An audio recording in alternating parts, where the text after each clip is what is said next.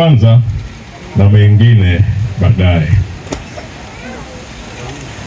Mwanzo 37.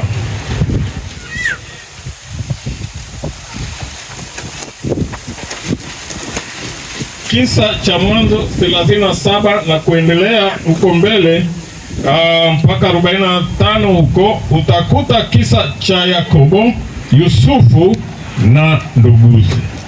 Yakobo, Yusufu pamoja na ndugu zake. Yakobo akampenda Yusufu. Yakobo akampenda Yusufu kwa sababu anamletea habari mbaya kutoka kwa ndugu zake huko machungani.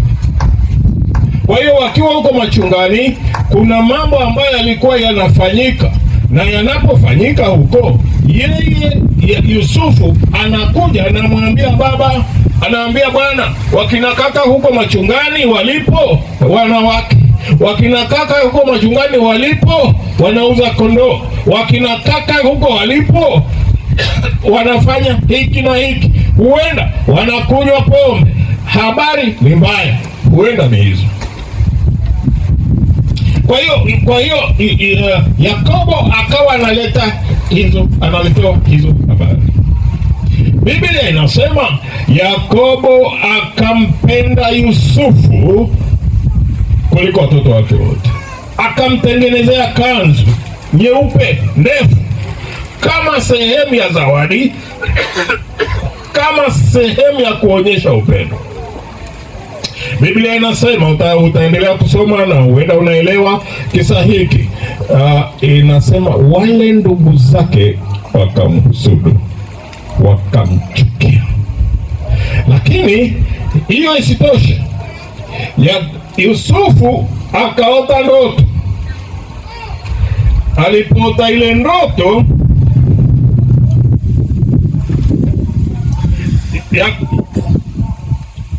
huyu Yusufu akaota ndoto. Ndoto ya kwanza inasema, ni hadithi ya ndoto ya usiku. Tulikuwa shambani tunafunga miganda, na miganda yenu ikaangukia mganda wangu, ikainamia mganda wangu. Pia wewe baba akaanza kufoka, na wale vijana wenzake, ndugu zake, wakaambia, yaani wewe unataka kutuambia sisi tutakusujudia? Si ndoto tu hizo, ni ndoto. Akaota ndoto nyingine inasema, nimeota nyota na mwezi jua na mwezi na nyota 10 na ngapi zikanimamia. Ndipo mambo yakawa magumu. Baba akamfokea, hizi ndoto zako unazoota ni ndoto gani? Lakini Biblia inasema baba akahifadhi ile ndoto.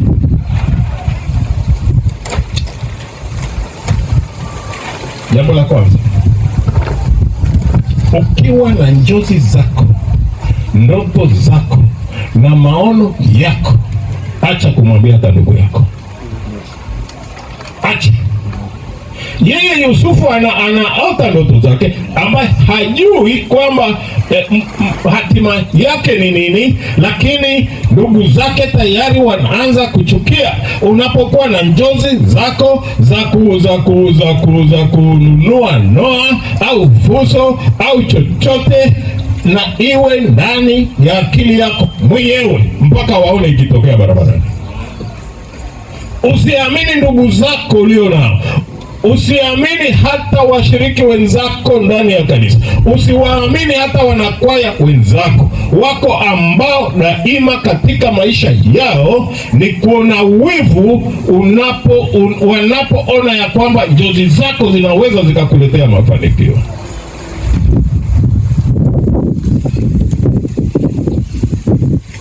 Biblia ina visa vizuri sana ambavyo vinatusaidia.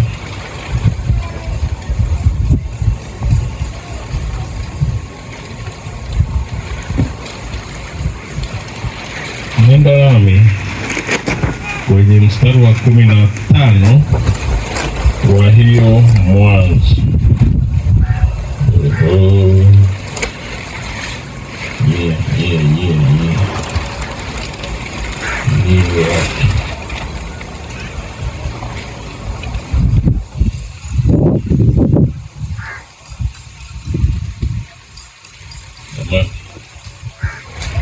Huyu anaitwa nani? Anaitwa Shetani na ni utaratibu wangu mwenyewe, maana vingine sio vya Shetani, ni uzembe wako. Biblia inasema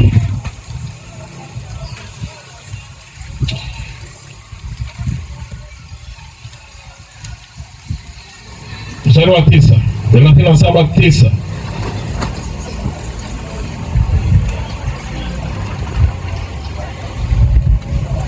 kule 12, ndugu zake wakaenda kuchunga kondoo za baba yake huko Shekemu. Israeli akamwambia Yusufu, je, ndugu zako hawachungi kondoo katika Shekemu? Njoo nikutume kwao. Akamwambia, mimi hapa. Akamwambia, enenda basi ukaone kama ndugu zako hawajambo, na kundi nalo ni salama, ukaniletea habari. Basi akampeleka kutoka bonde la Hebron akafika Shekemu. Uende kwa ndugu zako, nikutume kwa ndugu zako, ukaangalie hawajambo, na je wanaendelea vizuri, alafu uletee habari. Mtu mmoja akamkuta akiwa anazunguka katika nyika. Yule mtu akamuuliza akisema, unatafuta nini? Akasema, na watafuta ndugu zangu, tafadhali uniambie mahali wanakochunga. Yule mtu akasema, wametoka hapa, maana niliwasikia wakisema, twendeni Dothani. Basi Yusufu akawafuata ndugu zake, akawakuta huko Dothani. Kumbuka, Yusufu ni mtoto mdogo, ndiye wa mwisho katika familia. Kwa kawaida, mimi ninavyoelewa, mtoto wa mwisho huwa ndiye mpendwa wa familia. Kaka anampenda, dada anambeba, huyu na yule. Ni mtoto ambaye anapendwa katika familia. Na sasa yeye anajua, kaka zangu ndio wakombozi wangu. Kaka zangu wakiniona watafurahi, watashangilia kwamba nimekuja. Lakini Biblia inasema, sikiliza maneno haya, wakamuona toka mbali, na kabla hajawakaribia wakafanya shauri juu yake ili wamuue. Kisa juzi, maono yake aliyoyasema. Kwa hiyo wakafanya shauri, wakasema, sasa huyu tumuue. Wakasemezana wao kwa wao, tazama yule bwana wa ndoto anakuja, haya twende tukamuue na kumtupa katika birika mmojawapo, nasi tutasema mnyama mkali amemla, kisha tutaona tutakuwaje ndoto zake. Penda na kumuua mdogo wao. Lakini kuna maneno hapa yanasema, Rubeni akasikia, akamwokoa katika mikono yao, akisema, tusimuue. Rubeni akawaambia, msimwage damu, tupeni katika birika hii iliyopo nyikani, wala msimguse, ili apate kumwokoa katika mikono yao, akamrudishe kwa baba yake. Wapendwa, hata watu wakuchukie kiasi gani, yuko mmoja aliyeandaliwa kwa ajili yako kukuokoa. Hata watu wachukie mafanikio yako unayoyapata katika juhudi zako za kimaisha na uchumi, na kuhakikishia yuko mmoja ambaye Mungu amemwandaa kukuokoa. Amen. wakakubaliana na lile shauri, wakamtupa huko kwenye shimo.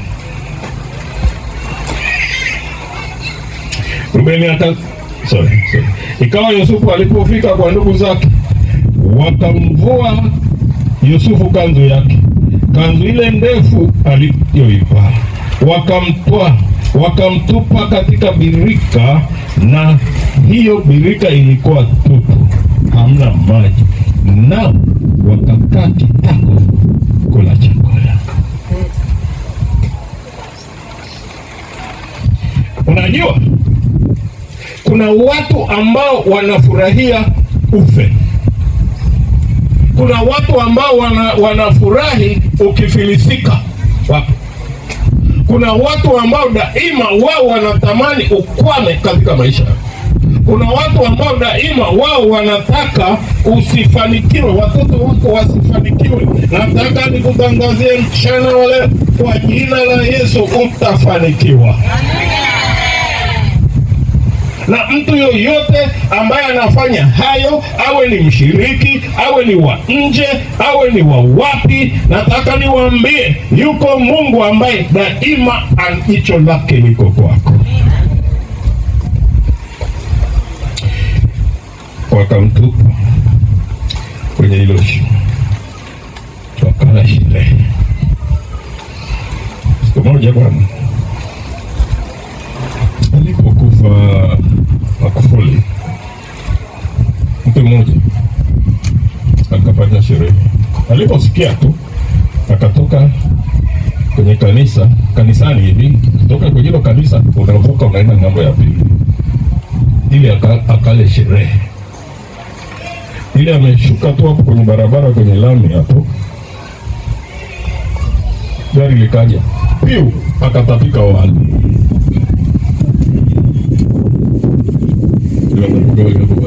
Lakini ametoka hapo kanisani, sijui kwa nini gani na nini, anaenda. Wako watu ambao wanafurahi, na sasa katika nchi yetu hii kumeingia huo ujinga. Akifa askari watu wanasherehekea, akifa sijui kiongozi gani wa serikali watu wanasherehekea. Kanisa hili linapingana na hiyo dhana, ni dhana ya kishetani. Lakini hawa wakala chakula walicholetewa na mdogo wao. Wakati kama wangekuwa na roho wa Mungu, wangemuuliza habari za nyumbani, baba na mama wanaendelea, huyu anamshika, huyu anamshika, mpaka hata wakati mwingine akitumu. Lakini wao wakamtupa huko kwenye shimo, akawa anaomba.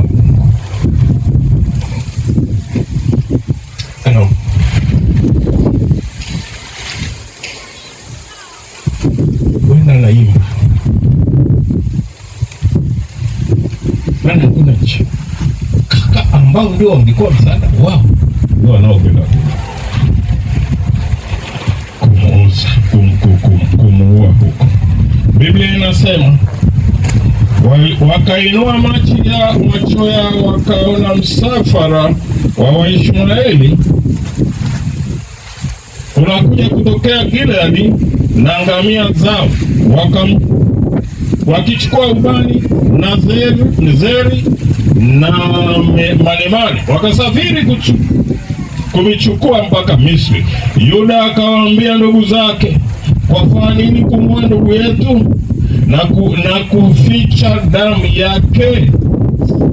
Haya, na tumuuze kwa hao Waishmaeli, wala mikono yetu isimzuru, maana yeye ni ndugu yetu na damu yetu. Ndugu zake watakubali. Kumuuza sio kosa, sio dhambi. Dhambi ni kumwacha hapo na kumoa. Lakini angalau hiyo, wakapita wafanya biashara wa Midian, basi wakamtoa Yusufu, wakampandisha kumtoa katika birika, wakamuuza Yusufu kwa Waishmaeli kwa vipande vya fedha 20, nao wakamchukua Yusufu mpaka Misri. Hebu vaa kiatu cha Yusufu kwamba hawa ni kaka zako. uliowategemea wakuokoe unapopata na changamoto, lakini wanakuacha. Mimi namuona Yusufu akiwa juu ya ngamia, sijui yuko kwenye ngamia au anatembea, akiangalia nyuma, akiangalia kaka zake, moyo wake umeumia. Nataka nikuambie mchana wa leo, ikiwa kuna mtu yoyote ambaye anataka utumbukie katika shimo la umaskini, shimo la shida, shimo la kufilisika, Mungu ameandaa Waishmaeli watakao kutoa katika hilo shimo. Amewaandaa.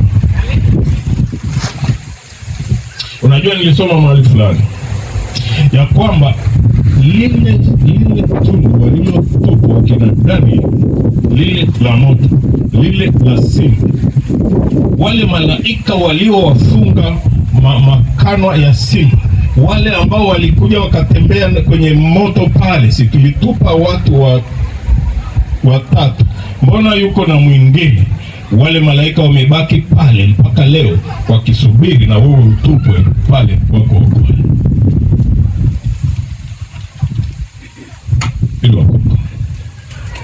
Kwa hiyo akaondoka akaenda mpaka Misri, kule ambapo hakutarajia katika maisha yake kwamba angefika huko.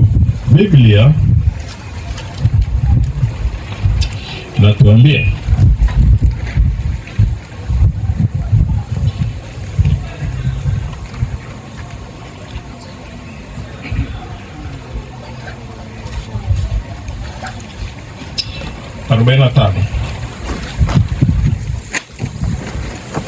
kabla ya hapo utarudisha taarifa kwa baba kwamba mwanao ameliwa na wanyama wakali, kanzu zako ulizomnunulia hizi hapa. Mwanangu ameliwa. Mzee akasikitika sana, akalia sana. Lakini kukawa na njaa katika ile nchi. Njaa inapotokea, chakula kinapatikana huko Misri. Na huko Misri tunaelewa namna ambavyo Yusufu alienda hata akaingia katika majaribu mbalimbali. Na sasa Yusufu kwa kumwamini Mungu, kwa kusimama na Mungu vizuri, akawa amepita changamoto mbalimbali, na sasa amekuwa waziri mkuu katika nchi ya Misri.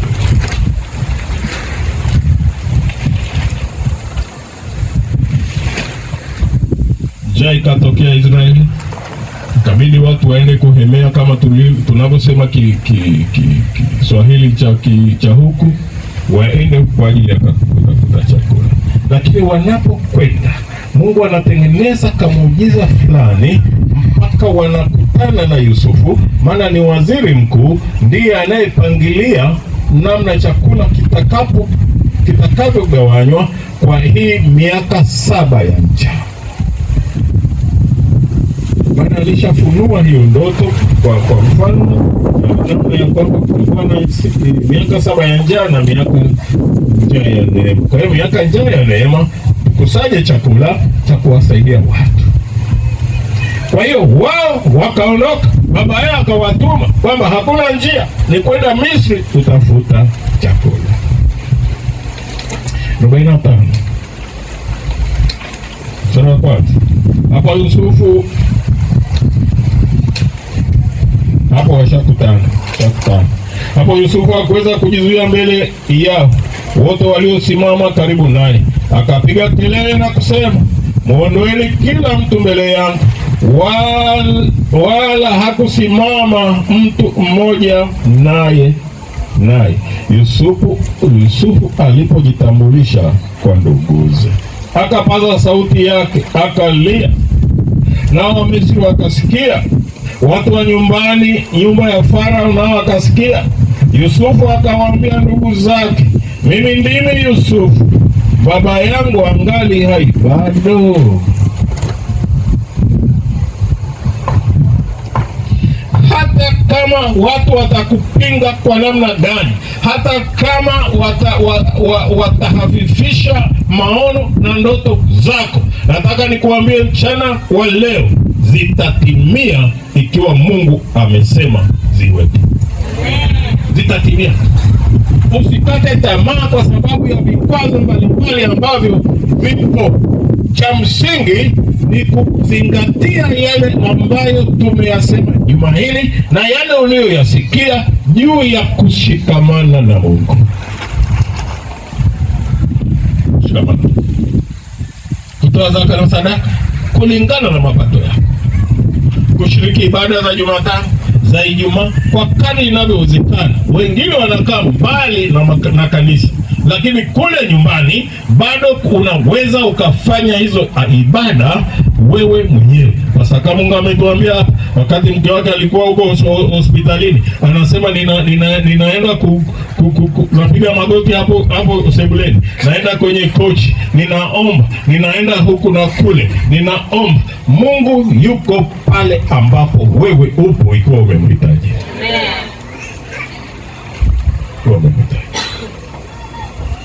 Kwa hiyo wakahojiana pale. Haya baba, haya. Akamwambia Farao, ndugu zangu wamekuja. Akawaambia wafungashie chakula, wape na askari wa kuwasindikiza, wape na usafiri, waende, alafu waje na huyo baba.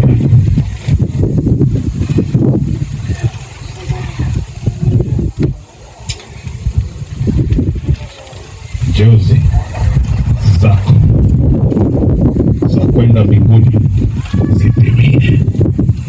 Mtanielewa tu wa Mungu. Jozi zako na ndoto zako za kwenda mbinguni zikapate kutimia. Hata hivyo wanapokuja wanaongea, kuna maneno hapa yanasema wala ndugu zake hawakuweza kumjibu, maana waliingiwa na hofu mbele yake. Yusufu akawaambia ndugu zake, karibuni kwangu. Basi wakakaribia. Akasema, mimi ni Yusufu ndugu yenu, ambaye mliniuza kuja kwenda Misri. Basi sasa msihuzunike wala msiuzike nafsi zenu kwa kuniuza huku, maana Mungu aliyenipeleka mbele yenu kuhifadhi maisha ya watu. Narudia tena mstari wa 5 kwenye 45. Basi sasa msihuzunike wala msiudhike nafsi zenu kwa kuniuza huku, maana Mungu alinipeleka mbele yenu kuhifadhi maisha za watu. Maana miaka hii miwili njaa imekuwa katika nchi, na iko tena miaka 5 isiyo na kulima wala kuvuna. Mungu alinipeleka mbele yenu kuwahifadhia masazo katika nchi na kuwaokoa ninyi kwa mkono wangu.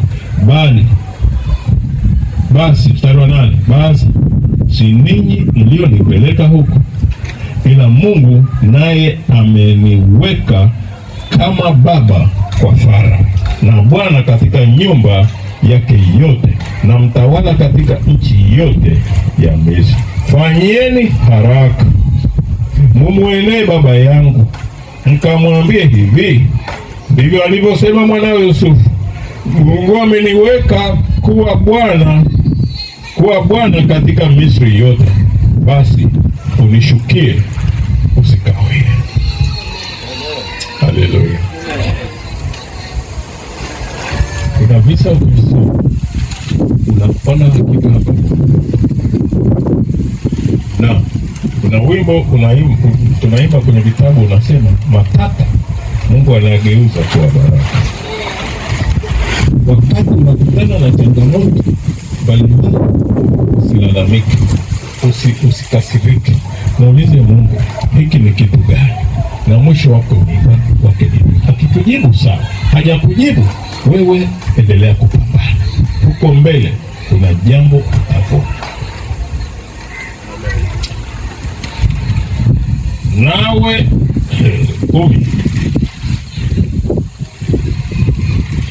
nawe utakaa katika nchi ya Gosheni, utakuwa karibu nami, wewe na wanao na wana na wanao na wanyama wako, ng'ombe zako na yote ulio nayo, nami nitakulisha huko, maana bado imesalia miaka 5 ya njaa, usije ukaingia katika unahitaji wewe na nyumba yako yote ulio nayo. Kamwambieni baba hivi, na tazama macho yenu yanaona na macho ya ndugu yangu Benjamini ya kwamba ni kinywa changu mimi ninachosema nanyi mtamwarifu baba yangu haraka, nanyi mtamwarifu baba yangu baraka za fahari yangu yote katika Misri, na ya vyote mlivyoviona, mkafanye haraka mkamlete huku baba yangu.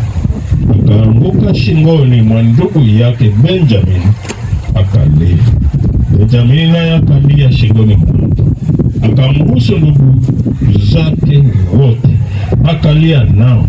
Baada ya hao ndugu zake wakazungumza naye.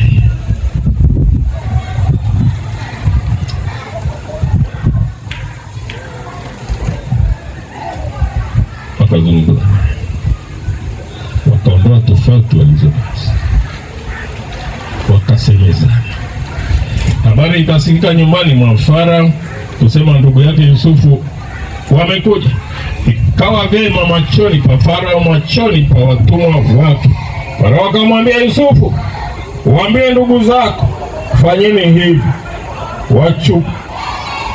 wachukuzeni mizigo wanyama wenu, waondoke mwende nchi ya Kanaani, kisha mkamtoe baba yenu na watu wa nyumbani mwenu, mkanijie, nami nitawapa mema ya nchi ya Misri, nanyi mtakula unono wa nchi. Nawe umeamriwa fanyeni hivi, jitwalie magari katika nchi ya Misri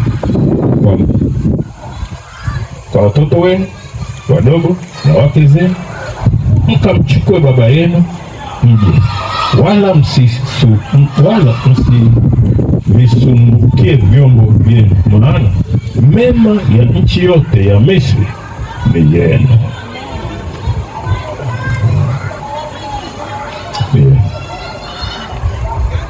Wako watoto katika jamii walinyanyasika, wako watumishi wengine katika maeneo fulani walinyanyasika, wakaondoka wakaenda maeneo mengine, na Mungu akawafanya kuwa baraka.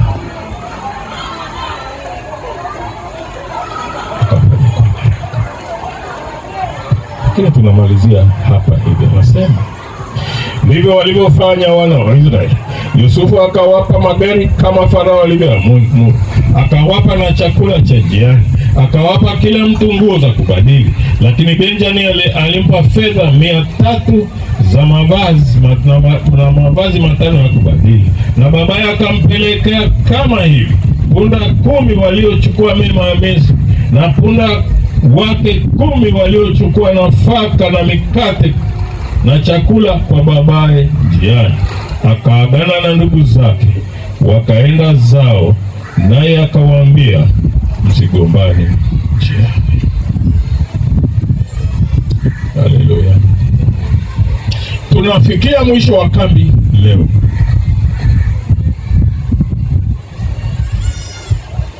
Kama jana tulivyosema, habari za Yakobo anayetamani kwenda kwa nyumba ya baba yake, na sisi sasa tunatamani kwenda kwa baba tukampe taarifa kwa mujibu wa kisa, lakini tunaelekea kwa baba mbinguni.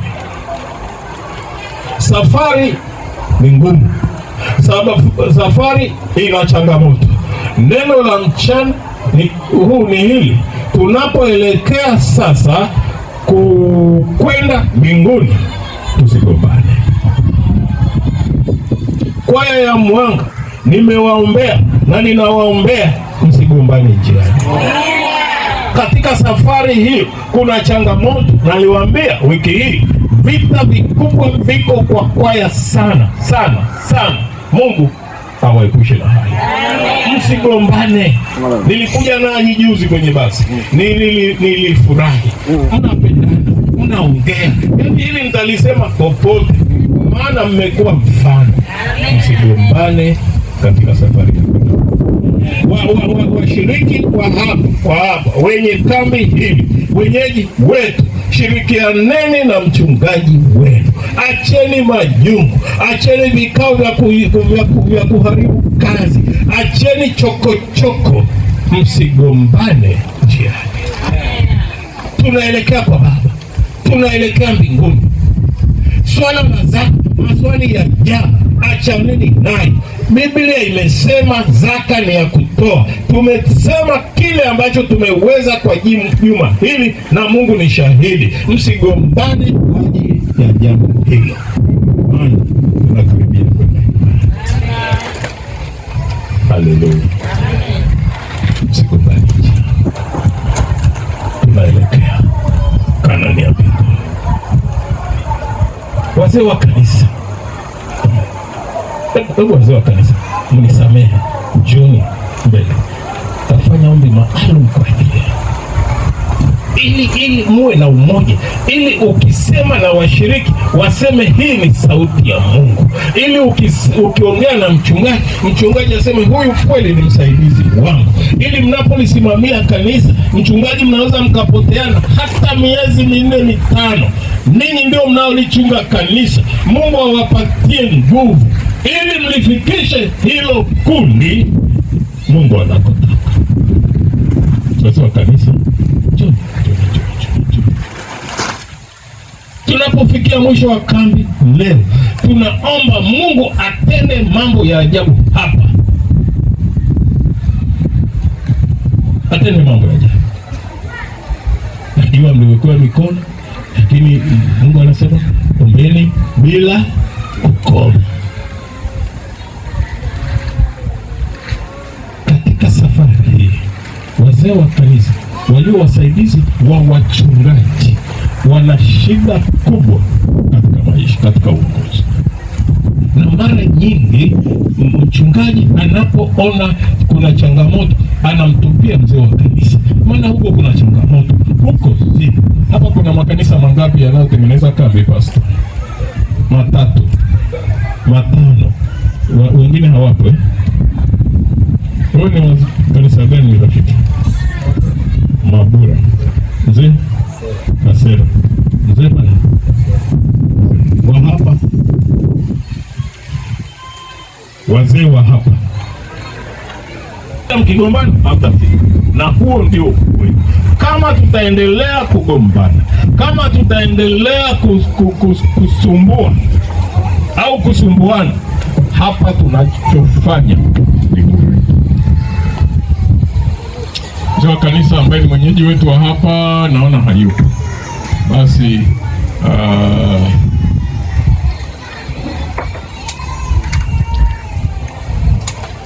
sisi tutaendelea. Pata wimbo. Tunaendelea. Tutapunguza tu sauti kidogo. Nitakuwa naendelea kusema. Msigombane jiani. Msigombane na conference. Msigombane na union. Msigombane na mchungaji wenu. Msigombane na wazee wa kanisa. Watu wana ugomvi kanisa hili na lile, hawapatani, hampatani, na tunaenda kwa Baba yetu mmoja. Kwa nini tuje kanisani sasa? Kwa nini tupoteze muda wiki nzima hii? Wewe ni wapi? Sasa sigombani njiani. Kama kitu huelewi, nenda kwa mzee.